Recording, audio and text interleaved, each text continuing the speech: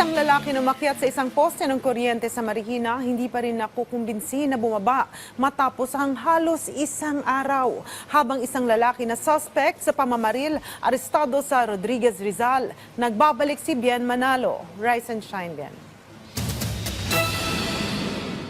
Halos mag-iisang araw na mula ng akyatin ng lalaking ito ang isang poste ng kuryente sa kahabaan ng Old JP Rizal Street, Barangay Kalumpang, Marikina City, alas 10 ng umaga kahapon. 20 oras na ang nakalilipas pero hanggang sa ngayon ay hindi pa rin nakukumbinsing bumaba ang lalaki. Ayon sa mga residente, magtatatlong linggo na raw nila itong nakikita sa lugar at hindi pa tukoy ang pagkakakilanlan nito. Nagdesisyon na ang Meralco na patayin pansamantala ang linya ng kuryente para matiyak ang kaligtasan ng lalaki.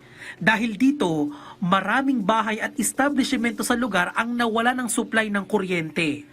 Nagpapatuloy naman ang pagkumbinsi ng mga rescue team sa lalaki na bumaba na mula sa taas ng poste. Arestado ang isang lalaki sa ikinasang hot pursuit operation ng mga operatiba ng Rodriguez Rizal Municipal Police Station. Nakilala ang lalaki na si alias Elizalde na sospek sa pamamaril sa isang 35 taong gulang na lalaki noong Sabado.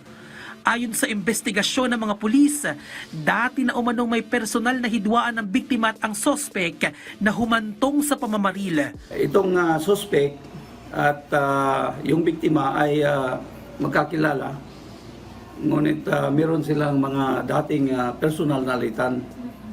At dumating sa punto, base ito sa account ng biktima na kung saan habang siya naglalakad doon sa di mataong lugar, ay di umano ay bigla na lamang sumulpot itong suspect at may dalang baril at pinutukan siya.